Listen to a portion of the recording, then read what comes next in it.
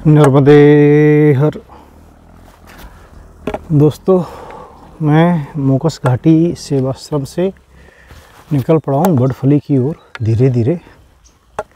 अभी 1:44 हो रहा है और यहाँ से 8 किलोमीटर बता रहे हैं बर्डफली, बट आश्रम शायद उसके आगे है, तो 1-2 किलोमीटर इधर उधर हो सकता है, वो पता नहीं, जाके पता चलेगा। बट ठीक है, 10 किलोमीटर तो मैं चल सकता हूँ।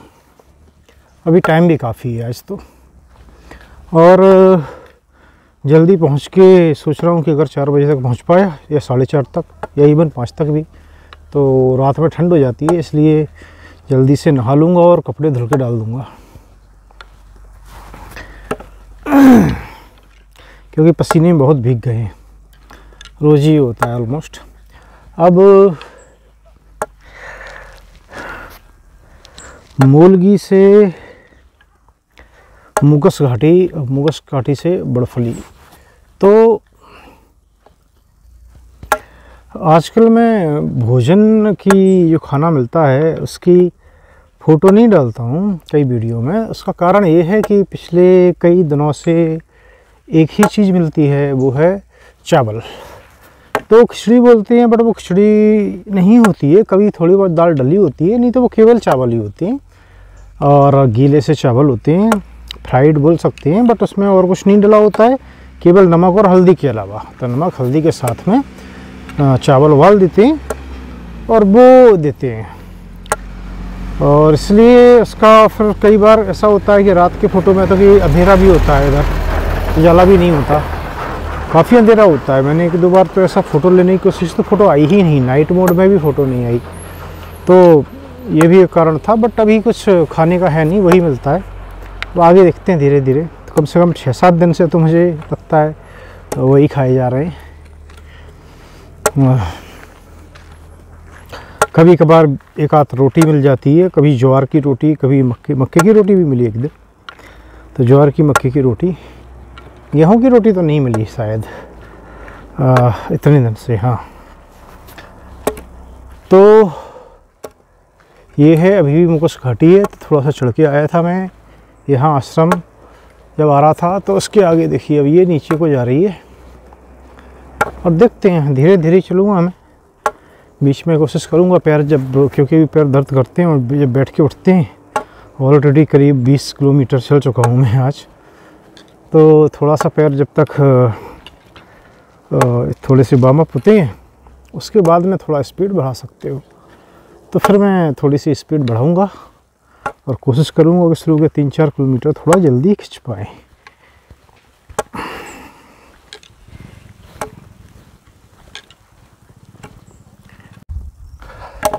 दोस्तों, ये देखिए टूटा फूटा रोड और गोल गोल घूमते हुए रास्ते, सांप की तरह, इधर से उधर, उधर से इधर, इधर से उधर। पिछले कम से कम 2 किलोमीटर से ऐसे ही चल रहा हूँ मैं। ये देखिए, फिर ऐसे घूम जाएगा, फिर घूम जाएगा। पहाड़ है, घाटी है, तो फिर ऐसे ही चलेगा। और उन्होंने मोटरेबल रोड बनाने की कोशिश की है, उसी पे हमको चलना है, क्योंकि रास्ता पता नहीं है। तो फिर मोटरेबल रोड को क्या है कि थोड़ा सा एलिवेशन होता है, वो कम दिया जाता है, इसकी आराम से कम पावर की गाड़ियाँ भी जा सकें, इसलिए डिस्टेंस जो है वो बढ़ जाती है काफ़ी। ये देखिए, फिर यहाँ से गोल घूमना है, बस ऐसे ही सांप की तरह लहरें खाते हुए। रोड टूटी फूटी रोड, इसलिए रोड है ही नहीं कहीं भी प्रॉपर, बहुत ही बुरी हालत में रोड है। उससे तो देख के लग रहा है कि बर्डफली कोई छोटी मोटी जगह होनी चाहिए, इससे तो पहले थोड़ी ठीक ठाक रोड थी। चलिए, ये देखिए दोस्तों, क्लिनिक, ये लिखा हुआ है कुछ तो BMS और समथिंग, पुणे से किया हुआ है। तो ये डॉक्टर साहब हैं जो कि यहाँ पे सेवाएं दे रहे हैं, और झोंपड़ी नुमा ही क्लिनिक है, जो अधिकतर टिपिकल झोंपड़ी बनी हुई है यहाँ, जो चारों साइड की दीवारें भी होती हैं वो बांस की बुनी हुई होती हैं, जिससे हवा वगैरह बड़ी आसानी से निकल जाती है। और ऊपर भी ऐसा ही होता है, ऊपर वो कुछ और लगा देते हैं शेड वगैरह, तो इससे पानी ना आए।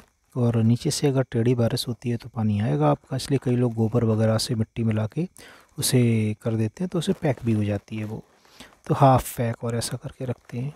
टिपिकल झोंपड़ी स्टाइल है इधर की। बहुत एयरी होती है अगर खुला रखते हैं तो, आप कितना भी अंदर वो लोग चूल्हे में या उससे खाना पकाते हैं, धुआं बिल्कुल भी अंदर नहीं होता है। तो ये खासियत होती है इस तरह की झोंपड़ी की। बाकी इधर जो है आने पर थोड़ी सी हरियाली है, वो बढ़ गई है, और ऐसा लगता है कि जो हरियाली है, पेड़ पौधे जो हैं वो काफ़ी प्लांट किए गए हैं इधर। और कुछ ना कुछ या तो ड्राइव चलाई होगी किसी ने, और थोड़ी अवेयरनेस होगी, या ये एरिया जो है निचला एरिया है, चूँकि इधर अब उतना पिछड़ापन नहीं है अगर कंपेयर करें जो मूल सुल पानी था पहाड़ों के ऊपर जहाँ कुछ भी नहीं था। इधर तो कहीं के नेटवर्क भी आता है, तो गैस का भी यूज़ करते होंगे कुछ लोग, तो वो भी एक कारण हो सकता है कि पेड़ों की जो पेड़ों का काटना है उसमें थोड़ी सी रोक लगी हो। और इधर चूँकि कच्चे पक्के रोड बने हुए हैं, कई जगह अच्छे रोड भी हैं, एक्सेसिबल हैं, तो पुलिस वगैरह का अभी आना जाना हो सकता है उधर से तो ज़्यादा ही होगा।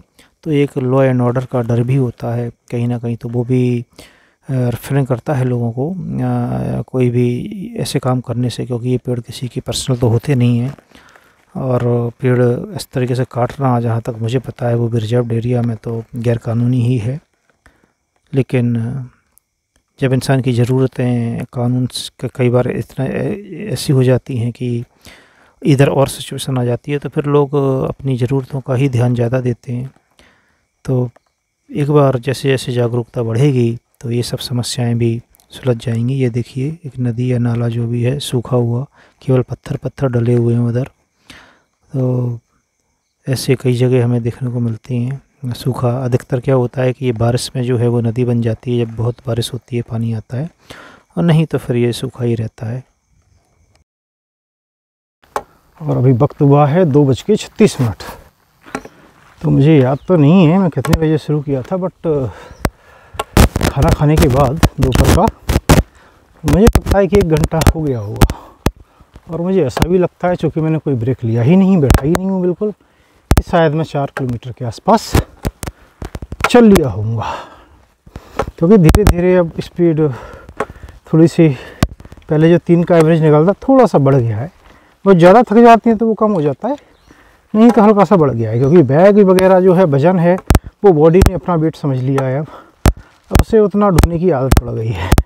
तो यही कारण है कि जब लोग बाद में रोड पे चलते हैं तो काफ़ी ज़्यादा किलोमीटर कवर करते हैं पर डे, कि एक तो आदत पड़ जाती है, पैरों को आदत पड़ जाती है जब तक पैर भी सेटल हो जाते हैं, और फिर वेट की आदत पड़ जाती है बॉडी को, और उसके बाद फिर कुछ वेट कम कर देते हैं लोग बाग।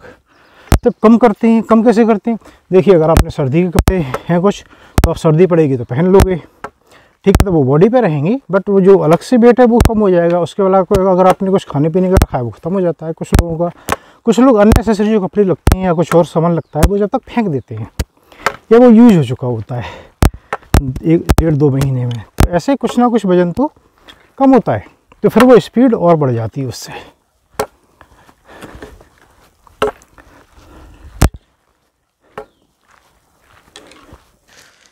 ये देखिए, ये हैं फूल लगे हुए हैं रास्ते में, और ये फूल बिल्कुल वैसे ही लग रहे हैं जैसे कि मॉर्निंग ग्लोरी है।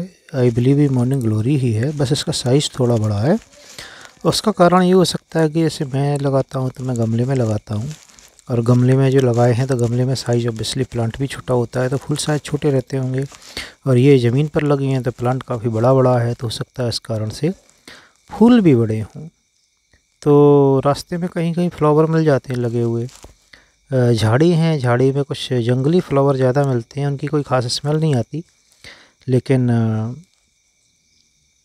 कभी कभी खूटा मोड़ी में कृष्णा फ्लावर मिल गया था जो बाबा ने लगा रखा था, उसकी खुशबू तो बहुत ही प्यारी थी, बहुत अच्छी थी। और ऐसे अधिकतर जो है जंगली ही मिलते हैं। बाकी तो ये रोड की हालत बहुत ही खस्ता हालत है, पता नहीं ये मेंटेनेंस क्यों नहीं की जाती। क्यों नहीं करना चाहते हैं। रोड एक्चुअली ऐसी मिलना कोई बड़ी बात नहीं है, अपने यहाँ तो आम बात ही हो जाती है रोड की हालतें होना ऐसी। ये स्टेट रोड ही है और पहाड़ी पर भी है, तो लेकिन प्रॉब्लम क्या है कि ये एरिया बहुत पिछड़ा हुआ है। यहाँ अब सोचिए आप, जहाँ इंटरनेट नहीं कोई जानता हो, मोबाइल नहीं चलते हों, जहाँ रोड नहीं हो, जहाँ एजुकेशन नहीं हो, स्कूल नहीं हो, बच्चे स्कूल जानते भी ना हो, कुछ भी पढ़े लिखे नहीं हो, और टीवी तो उनने कभी देखी ही नहीं हो, तो कितनी मुश्किल लाइफ होती होगी, वो कैसे आगे बढ़ेंगे। तो ये गांव जो है वो कई साल पीछे हैं भारत के जो बाकी के गांव हैं। इसके लिए इस एरिया पे थोड़ा सा कम से कम कुछ वक्त के लिए एक प्लान्ड तरीके से कुछ स्पेशल अटेंशन की ज़रूरत है, न केवल सरकार की बल्कि और भी स्वयंसेवी संस्थाएं वगैरह अगर कुछ इसमें सहयोग करेंगी तो ही शायद ये एरिया जो है वो थोड़ा सा पिकअप कर पाए। हो सकता है कुछ प्रयास ऑलरेडी हो रहे हों और हो भी रहे होंगे, कुछ साधुओं ने तो किए हैं, मैंने भी देखा है, लेकिन कुछ और ख़ास प्रयासों की शायद ज़रूरत है, ऐसा मुझे लगता है। 8 में से 5.5 से 6 किलोमीटर तो मुझे चल लेना चाहिए अब तक। और अभी बीच में मैं एक जगह रुका, वहाँ पे कुछ और परिक्रमावासी भी थे, नर्मदा यार। तो एक ने पूछा कहाँ से आए हैं, और मुझे पता था अगले सवाल होगा कि कौन है, फिर क्या करते हैं। तो मैंने बोल दिया कि हिंदुस्तानी हैं, हिंदू हैं, परिक्रमा पे आए हैं। तो बुरा मान गए। अब बुरा मान गए तो मैंने कहा क्षमा करना, देखिए आपको बुरा मानने के लिए अगर बुरा लगाओ, लेकिन मैं क्या है थोड़ा परेशान हो गया हूँ। लोग बाग आते परिक्रमा पे हैं और सवाल वही पूछते हैं जो पहले पूछते थे, तो मैं सब वो छोड़ के आया हूँ, तो मैं यहाँ पे कंसंट्रेट करना चाहता हूँ। अब जो चीज़ें हैं वो वहाँ हैं अभी, बट लोग क्या है कि अब कुछ लोग आते हैं फुर्सत में हैं तो आ जाते हैं, परिक्रमा करते हैं। सब लोग का एक ही उद्देश्य नहीं होता है। अगर कोई कुछ छोड़ के आएगा, आपका धंधा है, बिजनेस करते हैं, अगर आप बंद करके आए हो, नुकसान हो रहा है, तो फिर आप ऐसे सवाल नहीं पूछोगे, क्योंकि आपने त्याग किया है। साधना के लिए तो त्याग चाहिए। तो अब अगर आप फुर्सत में होके आते हैं तो फिर घूमने का एक कॉन्सेप्ट हो जाता है, तो अब वही सब बातें करेंगे, ग्रुप में आएंगे, वही सब कुछ करेंगे। गलत नहीं है, मैं गलत कुछ नहीं बोल रहा हूँ, मैं केवल उदाहरण दे रहा हूँ कि फिर अलग तो आप कुछ कर ही नहीं रहे हैं, सीख तो रहे ही नहीं है, अनुभव तो आपको आने वाले नहीं है कुछ भी। अब होता क्या है, देखिए जीवन तो फिर तो अब हर चीज़ ब्लैक एंड वाइट नहीं होती है, सफ़ेद और काले के बीच में भी कलर होते हैं, ग्रे कलर होता है, ग्रे के बहुत सारे साइड होते हैं। और जैसे कि सच होता है, जैसे कि झूठ होता है, तो सच और झूठ नहीं होता है, उसके बीच में बहुत सारा चीज़ होता है। अब अगर आप भारत से पूछेंगे कुछ पाकिस्तान के बारे में और पाकिस्तानी से पूछेंगे कुछ भारत के बारे में, तो एक ही चीज़ के दो अलग अलग वर्जन मिल जाएंगे आपको। तो उनके लिए वो सच है, हमारे लिए ये सच है। तो दो चीज़ों के बीच में बहुत कुछ होता है, वो समझना होता है भाई। अगर नहीं समझना है तो ठीक है, आपने जन्म लिया, आप मर गए, बात खत्म। ये ब्लैक ये वाइट, भाई जन्म लिया आपने, आप मर गए। आपने जन्म लिया होता है तब भी आप बोल नहीं पाते हैं। कई लोग होते हैं मरते हैं वो तब भी नहीं बोल पाते हैं। जन्म लेते हैं, आपके बाल नहीं होते हैं सर पे, मरते टाइम तक भी गंजे हो जाते हैं। जन्म लेते हैं, आपके दांत नहीं होते हैं, कई लोग के मरते टाइम तक दांत भी चले जाते हैं। तो बहुत सारी सिमिलरिटीज होती हैं, या दांत भी चली जाती है कई लोग की, और भी बहुत कुछ होता है। तो फिर क्या जीवन क्या है, तो ऐसे ही छोड़ दिया जाए। अब जी रहे हैं तो उसे समझने की कोशिश करना होता है, उसमें बहुत सारी चीज़ें करनी होती हैं। अब परिक्रमा पर आए हैं तो भाई परिक्रमा पर मेरा तो ये मानना है कि आप सीकर बन के आइए, आप खाली बर्तन की तरह आइए और नई चीज़ सीखने की कोशिश करिए दूसरे से। लेकिन लोग क्या करते हैं अधिकतर कि उनका तो बर्तन पूरी तरह से भरा हुआ है, वो सुबह से तो सुबह पता है उन्हें हमें अगरबत्ती लगानी है, हमें ये आरती करना है, उसके बाद में ये करना है, फिर हम चलेंगे, हम आपस में बातें करेंगे, हम ये करेंगे, हम यहाँ चाय पियेंगे, नहीं मिली तो हम होटल पे पियेंगे, चलते नहीं बना तो बस से चले जाएंगे, उसके बाद हम ये करेंगे, हम इसके बाद सोएं। पूरा शेड्यूल है, कहीं भक्ति नहीं है कुछ सीखने के लिए, तो सीकर तो है ही नहीं। तो फिर जो सीकर है, जो कुछ सीखने आया उसे छोड़ दीजिए। तो मुझे ये चीज़ कहीं ना कहीं अच्छी नहीं लगी कि लोग बाग यहाँ आकर भी वही बातें करते हैं, यूपी बिहार ये वो, और ये बोला वो अच्छा मैंने ये किया, उसने ये किया, वहाँ से मैंने ये किया था, मैंने ये था, मैं वो था। अरे भाई परिक्रमा पे आए हो तो छोड़ के आए हो ना, यहाँ पे साधु के कपड़े पहन रहे हो तो थोड़ा सा थोड़ी देर के लिए छोड़ दो। केवल कपड़े ही अपनाने की जगह कुछ और भी तो अपना लो। अब तो अब होता क्या है कि ठीक है, हर चीज़ का पर्सपेक्टिव होता है, कुछ चीज़ रिलेटिव होती हैं। भाई एक जैसे छोटी सी कहानी है कि एक आदमी था और उसका दोस्त था, तो वो अपनी नौकरों का मजाक उड़ा रहे थे। बोला देखो कितना बेवकूफ़ है। दूसरा बोला अरे तो कुछ नहीं है, बोले मेरा बहुत बेवकूफ़ है। तो नहीं देखो मैं तुम्हें बताता हूँ। तो उसने उसे 10 रुपये दिए, बोले जाके बाज़ार से टीवी खरीद ला। वो चला गया तो बोला देखा मेरा नौकर कितना बेवकूफ़ है, उसे ये नहीं पता 10 रुपये में टीवी आती है कि नहीं। तो दूसरा बोला अच्छा ये बात है, देखो बोले मैं दिखाता हूँ। उसने अपने नौकर को बुलाया, बोले जा ऑफिस जाके देख के मैं ऑफिस में बैठा हूँ कि नहीं। वो चला गया, बोले देखा मैं यहाँ खड़ा हूँ फिर भी उसे मैंने भेजा ऑफिस में खुद को देखने, तो वो चला गया। तो ये रिलेटिव चीज़ है। अब जो आदमी सुन रहा था वो बाहर जाता है, तो वो दोनों नौकर बाहर जाके थोड़ी दूर नुक्कड़ पे बैठ के हंसते हैं। बोले साले कितने बेवकूफ़ है अपने मालिक हैं, बताओ उन्हें यही नहीं पता कि क्या कर रहे हैं, खुद ये कर रहे हैं वो कर रहे हैं, ऐसे करके कुछ बातें कर रहे थे वो। तो उसने देखा कि बाहर नौकर तो समझदार हैं और मालिक बेवकूफ़ हैं। तो पहले जो नौकर बेवकूफ़ लग रहे थे, फिर अब जो है उनके मालिक बेवकूफ़ लगने लगे। फिर उसने आगे और सुनी, तो फिर एक नौकर बोला कि बताओ 10 रुपये की टीवी लिया। बोल रहा है अरे आज तो संडे है मार्केट बंद है। तो फिर आदमी सुन रहा था, उसे लगा नहीं तो नौकर ही बेवकूफ़ है। दूसरा बोला हाँ बताओ, और बोल रहा है कि ऑफिस जाके देखा, फ़ोन करके नहीं पूछ सकता था। तो रिलेटिव चीज़ें होती जाती हैं, जैसे जैसे आपकी जानकारी बढ़ती है वैसे वैसे आपका पर्सपेक्टिव बढ़ता है। कई बार गोल होता है। भाई पूर्ण ज्ञान तो कोई ले नहीं पाता है ना, अपने पास भगवान कृष्ण है जो पूर्ण ज्ञान दे पाए, लेकिन जितना ले सकते हैं उतना तो लेना चाहिए।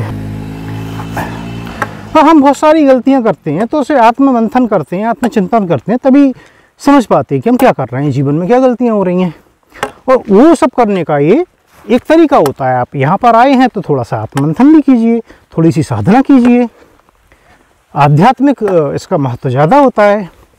अब भाई योगी तो है नहीं, पुराने जो योगी होते थे वो क्या करते थे कि खुद से अपने शरीर से आत्मा को अलग कर लेते थे, फिर खुद देखते थे। मालूम चला कि छोटी सी बात पर गुस्सा आ गया, तो पता चलता था अरे ये मैं हूँ, भाई ऐसा कर रहा हूँ मैं, तो उन्हें पता चल जाता था, वो अपनी सुधार लेते थे चीज़ें। फिर धीरे धीरे उन्हें एहसास होने लगता था कि वो क्या कर रहे हैं।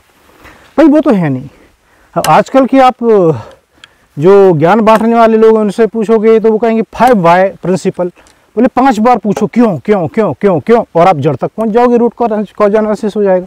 ऐसा भी नहीं होता भाई, कोई समस्या है आप पूछोगे, ठीक है टेक्निकली वो चीज़ हो सकती है, आप काफ़ी हद तक रूट तक चले जाओ कि भाई ऐसा करना है, तुम चिंता में हो, क्यों चिंता में हो, भाई पैसे की वजह से क्यों, भाई जॉब इनसिक्योरिटी है, या तुम्हें शादी करनी है क्यों करनी है, भाई दहेज देना है क्यों देना है, भाई एजुकेशन सही नहीं है, या मिसमैच वाला लड़का चाहिए, अच्छा चाहिए, बिला बिला कुछ भी हो सकती है। मैं केवल उदाहरण दे रहा हूँ, लेकिन इससे पूर्ण ज्ञान थोड़ी मिलता है। तो फिर वो कैसे होगा? तो उसके लिए खाली बर्तन लेके आना पड़ेगा आपको। खाली बर्तन लेके आओ, उसमें जानकारी भरो, इधर से उधर से नॉलेज भरो, अनुभव भरो अपने, उसे फिल्टर करो। तो ऐसे धीरे धीरे होता है। अब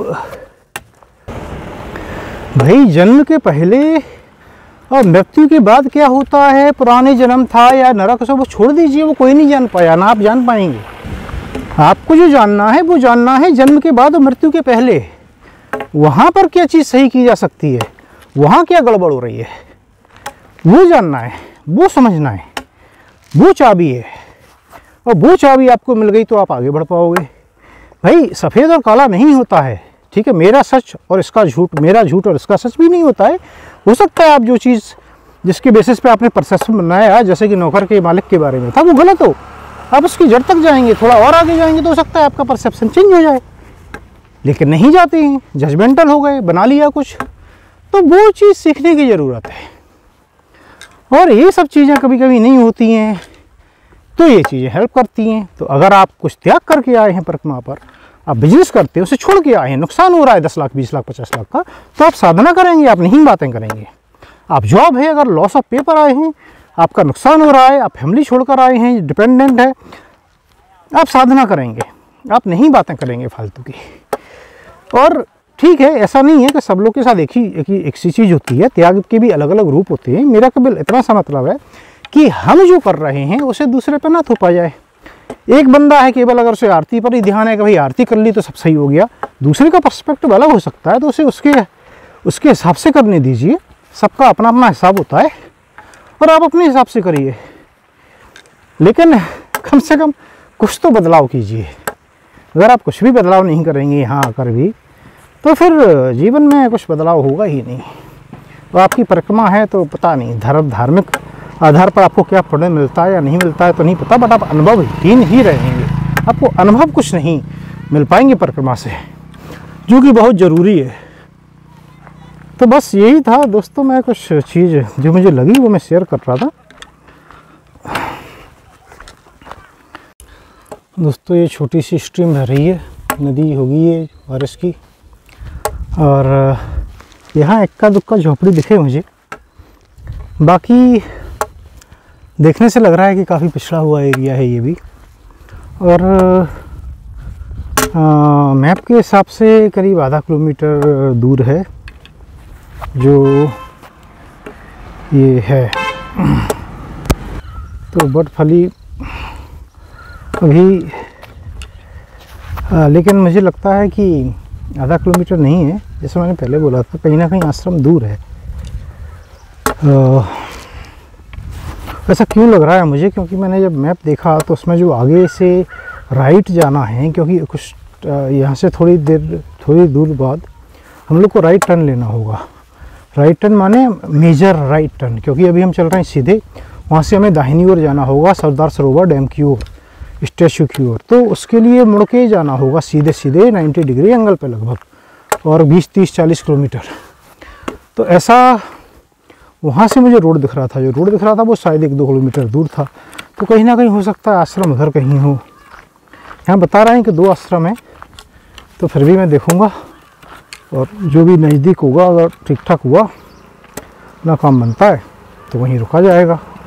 क्योंकि प्रायोरिटी अभी है नर्मदे, प्रायोरिटी जो अभी है वो है कि जल्दी से जल्दी आश्रम में पहुँचा जाए, क्योंकि 4:32 हो गए हैं, और पहुँच के नहाया जाए, क्योंकि पसीना बहुत आता है तो फिर प्रॉब्लम हो जाती है।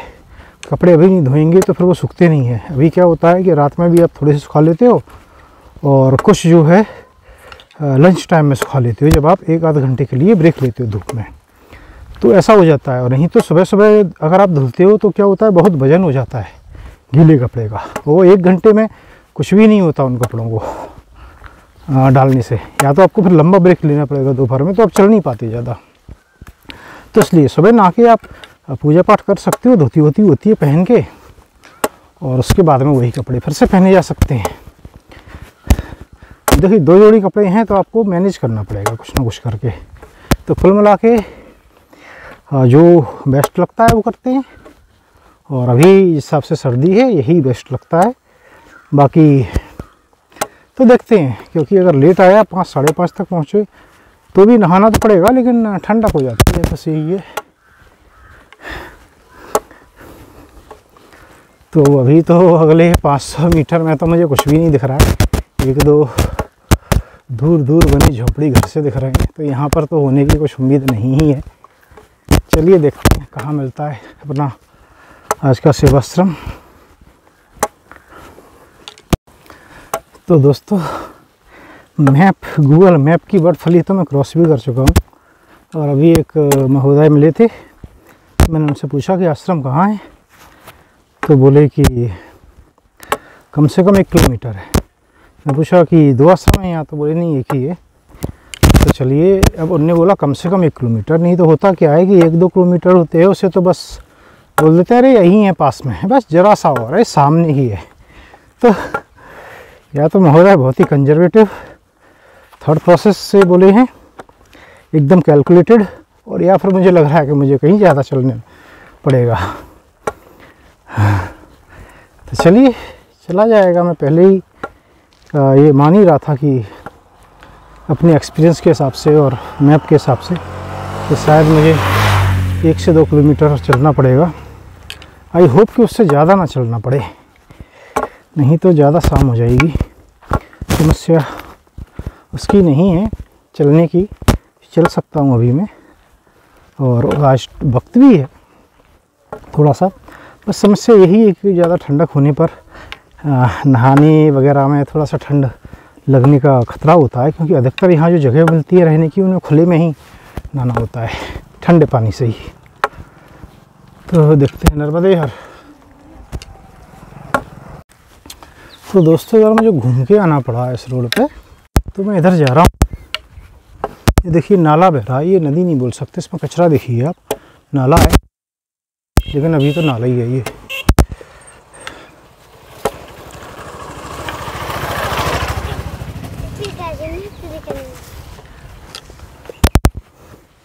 ये देखिए गंदगी, कितनी गंदगी डली हुई है इसमें।